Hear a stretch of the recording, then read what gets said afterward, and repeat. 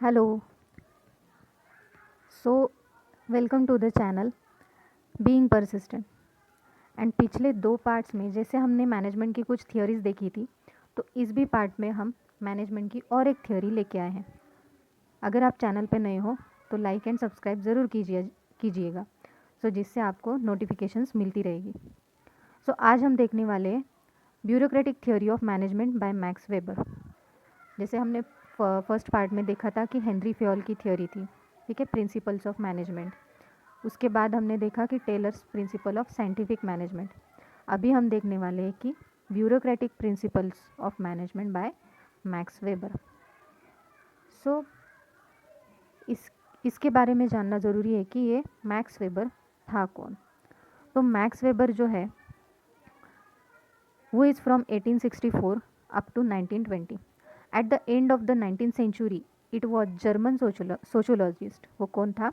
एक German sociologist था and author of Protestant ethic and the spirit of capitalism. मतलब जिस उसने एक बुक लिखी थी जिसका नाम था Protestant ethic and spirit of capitalism.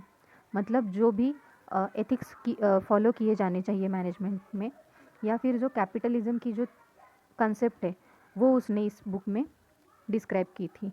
ये बुक कब आई थी? 1905। As per him, the bureaucratic management approach emphasized the necessity of organizations to operate in rational way. Means suppose करो आप मार्केट में गए हो और वहाँ पे दो शॉप्स हैं, ठीक है, जहाँ सपोज आपको एक मशीन लेनी है, ठीक है, और एक शॉप में उस मशीन की कीमत कम है, क्वालिटी सेम है, ठीक है, लेकिन उसकी कीमत कम है और दूसरे में ज़्यादा है। एक सिंपल एग्जांपल है। तो ऑब्वियसली आप कहाँ पे ख़रीदोगे वो मशीन? जहाँ पे आपको वो सस्ती मिलेगी, ठीक है। तो किसी भी एक्टिविटी के पीछे या फिर कोई जो भी हम काम कर रहे हैं उसके पीछे एक लॉजिक लगाना, ठीक है, कोई ना कोई रीज़न होना, ठीक है, लॉजिकल वे ऑफ थिंकिंग, इसको बोलते हैं rational way. Instead irrational emotions and intentions of owners and managers. Suppose ये आपका जाना पहचाना दुकानदार है जो महंगा बेच रहा है, तो ये थियरी ऐसे नहीं कहती कि वो जाना पहचाना है इसलिए आप उसी के पास मतलब परचेस करो, वहाँ से ही परचेस करो, ठीक है, ये इरेशनल होगा। रैशनल थिंकिंग क्या कहती है कि जहाँ पे आपको सस्ता मिलेगा वहाँ से वो खरीदना चाहिए, ठीक है। So this approach developed by Max weber is not suitable for business organisations but may be suitable for government organisations. क्यों गवर्नमेंट ऑर्गेनाइजेशंस के लिए सूटेबल है? क्योंकि वहाँ पे क्या होता है, वहाँ पे कोई पर्सनलाइजेशन या फिर मतलब जैसे कि प्राइवेट और बिजनेस ऑर्गेनाइजेशंस में क्या होता है, कुछ ना कुछ मीन्स म्यूचुअल कंसिडरेशंस चलते रहते हैं, ठीक है, एग्रीमेंट्स चलती रहती है, तो इस तरह से डिसीजंस चेंज किए जा सकते हैं। बट गवर्नमेंट ऑर्गेनाइजेशन में एक बार अगर एक पॉलिसी या फिर एक रूल अप्लाई हो गया तो उसी रूल को फॉलो करना पड़ता है, चाहे वो कोई भी अथॉरिटी हो, ठीक है, इस तरह से। तो इसलिए ये बिजनेस ऑर्गेनाइजेशंस में नहीं अप्लाई होता ज़्यादातर, ये कहाँ अप्लाई होता है? गवर्नमेंट ऑर्गेनाइजेशंस में। Max Weber a German scientist, ये जर्मन का था, ठीक है, defines bureaucracy as highly structured. एकदम proper structured systematic scientific way से ये चलता है and too much formalised and also an impersonal organisation. ये कहीं पे भी फेवरेटिज्म इसमें इन्वॉल्व नहीं होता, ठीक है, इम्पर्सनल मतलब सबको इक्वली ट्रीट किया जाता है। और लेकिन ये बहुत ज़्यादा फॉर्मलाइज्ड होता है। यहाँ पे इनफॉर्मल रिलेशंस जो होते हैं ह्यूमन रिसोर्स के, सपोज कंपनी में अगर इनफॉर्मल एनवायरनमेंट रहे तो क्या होता है, जिससे प्रोडक्टिविटी और ज़्यादा बढ़ती है। बट जैसे हम जो प्राइवेट बिजनेस ऑर्गेनाइजेशंस रहते हैं वहाँ पे ये एनवायरनमेंट देखते हैं, ठीक है, इनफॉर्मल रिलेशनशिप्स, जैसे कि सपोज़ एक आपकी टीम है, सपोज़ करो पूरी टीम है, तो इनमें क्या होता है, इनफॉर्मल फ्रेंडशिप्स या फिर जो कि जिससे क्या होता है कि आपको प्रोडक्टिविटी मेंटेन करने में काम की और ज़्यादा इफ़ेक्टिव तरीके से काम करने में, एक दूसरे से सजेशंस लेके, ठीक है, आइडियाज़ एक दूसरे के यूज़ करके, तो इस तरह से अच्छी तरीके से काम किया जा सकता है। लेकिन जो ये ब्यूरोक्रेटिक मैनेजमेंट है इसमें ऐसा नहीं होता है फॉर्मलाइज, मतलब जो रूल सेट किए हुए हैं उसी रूल्स पे चलना होगा, ठीक है, अलग अलग जिसके ओपिनियंस है उसको फॉलो नहीं किया जा सकता। सो अभी यहाँ से हम स्टार्ट करते हैं कि एक्चुअल में प्रिंसिपल्स कौन से हैं मैनेजमेंट के, ठीक है। So first principle is proper division of labour. जैसे कि हमने इसमें भी देखा था, पेओल के प्रिंसिपल में, ठीक है। जैसे कि प्रॉपर डिवीजन ऑफ लेबर, मतलब डिवीजन ऑफ लेबर करने से क्या होगा कि जो जो काम जिसका जो स्किल है या फिर जिसमें वो जो पर्सन है वो स्पेशलाइज्ड है, तो उससे क्या होगा, उसकी स्पेशलाइजेशन जो है उस वर्क की वो और बढ़ती चली जाएगी और वो दूसरों को गाइड कर पाएगा अपनी स्पेशलाइजेशन की वजह से, ठीक है। तो उस हिसाब से उसको जॉब अलॉट किया जाता है, ठीक है। नेक्स्ट है authority and hierarchy. Authority and hierarchy मतलब कि द चेन ऑफ कमांड और organizational hierarchy in a way that decisions and works can flow effectively from top to bottom and formal hierarchy helps in centralize decision making. इसका मतलब ये हुआ कि governments में देखो, जैसे हमारे प्राइम मिनिस्टर है या फिर प्रेसिडेंट है। प्राइम मिनिस्टर क्या करते हैं, जो भी मतलब हमारे संविधान में या फिर हमारी जो कॉन्स्टिट्यूशन है उसमें जो कुछ दिए हैं रूल्स, ठीक है, फॉलो करने के लिए देश के अच्छे के लिए, तो वही रूल्स हमारे प्राइम मिनिस्टर फॉलो करते हैं, ठीक है। और उसके हिसाब से ही वो जो है वो अपने जो कैबिनेट है उसको ऑर्डर्स देते हैं, वो उनको फॉलो करना ही पड़ता है। वहाँ पे कुछ भी अलग अलग ओपिनियंस बिल्कुल भी अलाउ नहीं होते हैं, ठीक है। तो टॉप टू बॉटम ऐसे हियरर्ची चलती है, मतलब ऐसे ऑर्डर का फ्लो चलता है, ठीक है। इसलिए इसकी किस में मदद होती है, तो सेंट्रलाइज, मतलब ये सेंट्रल लेवल पे जो भी डिसीजंस लिए जाएंगे वो these are applicable to all the levels. Next है application of consistent and complete rules. जैसे कि अभी बताया कि जो भी रूल्स एंड रेगुलेशंस है वो फॉलो करने ही पड़ेंगे, पॉलिसी चाहे जिसका मन भी ना हो तो भी उसको फॉलो करना ही पड़ेगा। एंड ईच स्टेप, जो भी अलग अलग स्टेप्स है, मतलब कि सपोज करो हेल्थ मिनिस्ट्री है, ठीक है, या फिर एजुकेशन मिनिस्ट्री है, ठीक है, एनवायरनमेंट मिनिस्ट्री, डिफेंस, ऐसे अलग अलग हमारे जो नेशनलाइज डिपार्टमेंट्स हैं, तो वहाँ के अलग अलग रूल्स है। तो अगर हेल्थ मिनिस्ट्री के रूल्स एजुकेशन मिनिस्ट्री को नहीं चलेंगे या फिर वाइस वर्सा, तो जिसके जो रूल्स है उस डिपार्टमेंट को वही रूल्स फॉलो करने पड़ेंगे। और इस स्टेप पे वो मिनिस्ट्री के जो भी जो एक्टिविटीज़ है उसमें वो फॉलो करने पड़ेंगे। They are equally applicable to every member of organisation. Organisation uses, मतलब ऐसा नहीं है कि टॉप अथॉरिटी के लिए नहीं है लेकिन लोअर लेवल अथॉरिटी के लिए फॉलो करना पड़ेगा, ऐसा नहीं है, सभी के लिए equal. Uses rules to exert control, मतलब इससे क्या होता है, सपोज करो एक बड़ी अथॉरिटी है, मतलब एक बड़े जिनके पास पावर है, ऐसी अथॉरिटी आपके ऊपर है, प्राइम मिनिस्टर या फिर कोई भी ऐसी बड़ी अथॉरिटी है, ठीक है, गवर्नमेंट की। तो अगर रूल और रेगुलेशंस ना हो तो कोई भी उनकी जो उन्होंने जो ऑर्डर्स दिए हैं, ठीक है, तो वो फॉलो नहीं करेगा। क्यों? क्योंकि हम क्या बोलेंगे कि आप किसके बेसिस पे आप हमें ऑर्डर्स दे रहे हो, ठीक है। तो इसलिए जो रूल्स दिए हैं ऑलरेडी कॉन्स्टिट्यूशन में, तो उसके हिसाब से जो भी रूल्स रेगुलेशंस है उसके हिसाब से हमें हायर अथॉरिटी ऑर्डर्स देती है और वो फॉलो करने पड़ते हैं। इससे क्या होता है, जो कंट्रोल है वो रहता है। Therefore the lower level seamlessly execute the decisions made at higher level. So lower level के जो लोग हैं वो डिसीजंस फॉलो करते हैं। Selection and promotion based on qualification. जो भी सिलेक्शन है, मतलब एम्प्लॉयज़ का जो भी क्वालिफिकेशन है उसके बेसिस पे ही प्रमोशन और सिलेक्शन किया जाना चाहिए।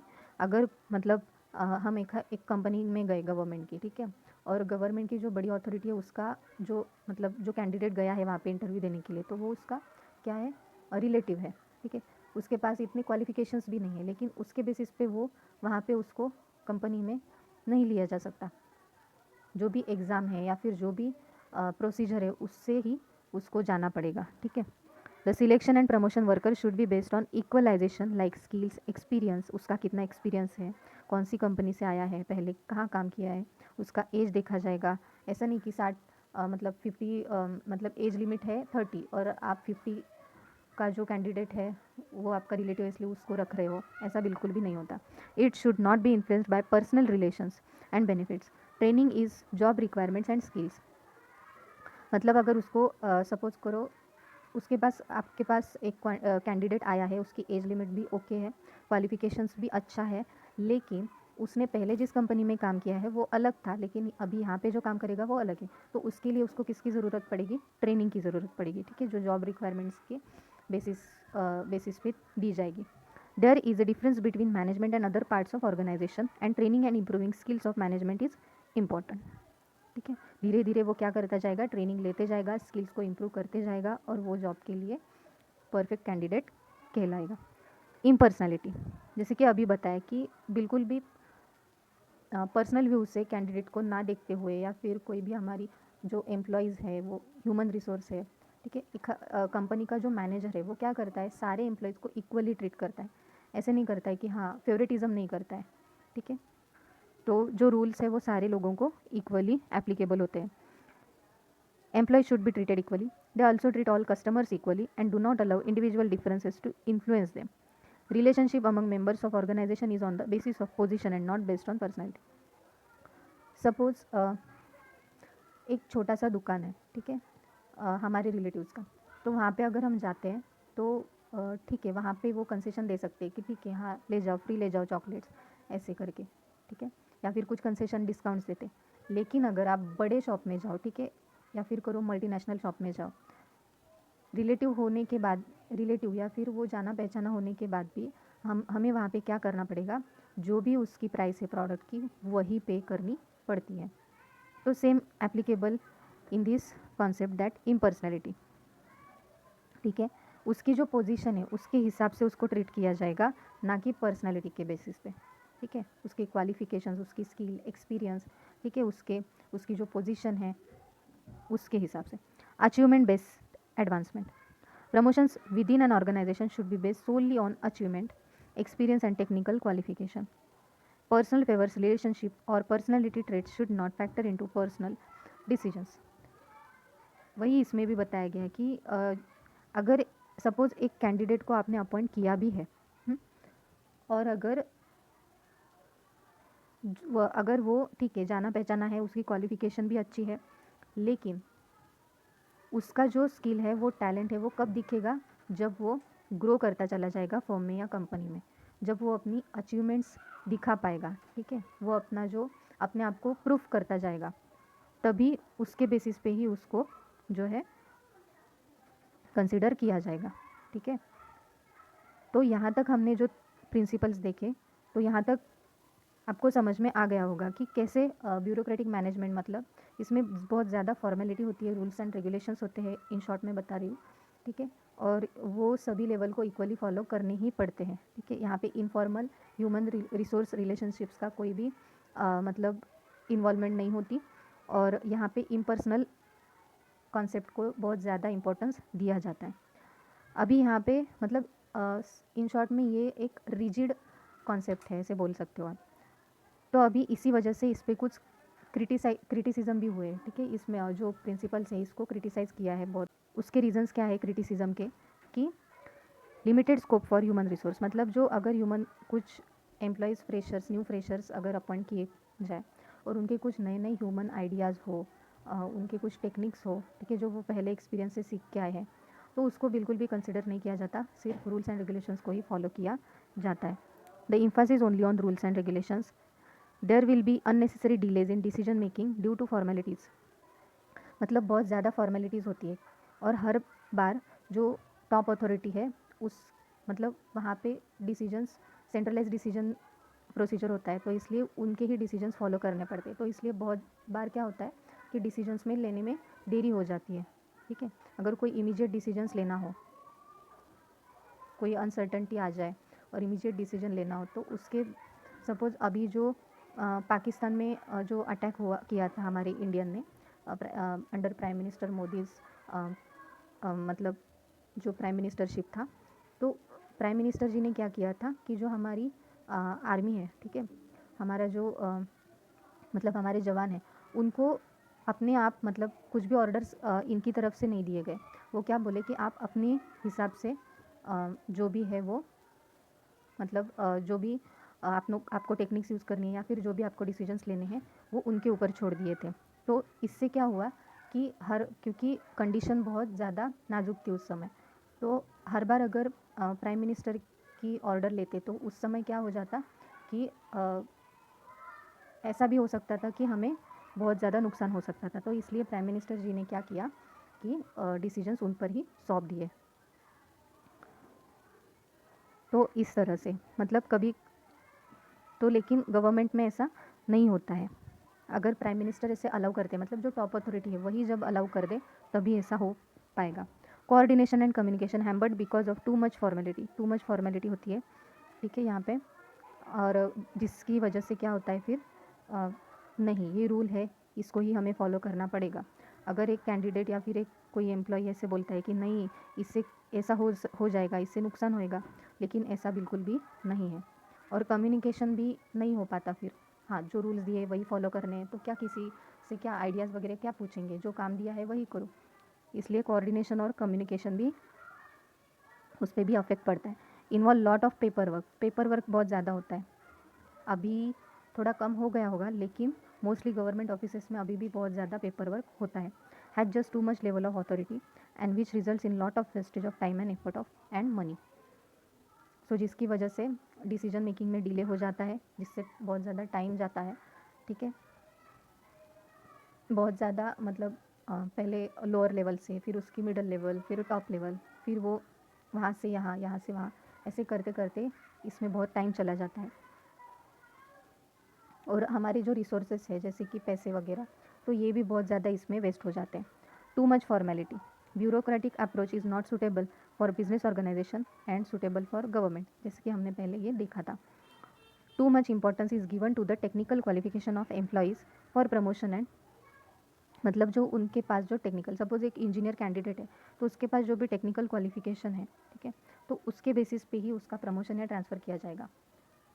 ओनली अगर डिग्री है इंजीनियरिंग की तो उसके बेसिस पे उसका प्रमोशन या ट्रांसफ़र नहीं किया जा सकता। अगर उसके पास कुछ स्किल्स है, कुछ ज़्यादा एक्स्ट्रा एक्सपीरियंस है, तो वही कंसिडर किया जाता है। तो आई होप यहाँ तक आपको अच्छे से समझ में आ गया होगा। अगर नहीं तो प्लीज़ कमेंट में ज़रूर लिखिएगा। And thank you so much for watching patiently. Thank you so much.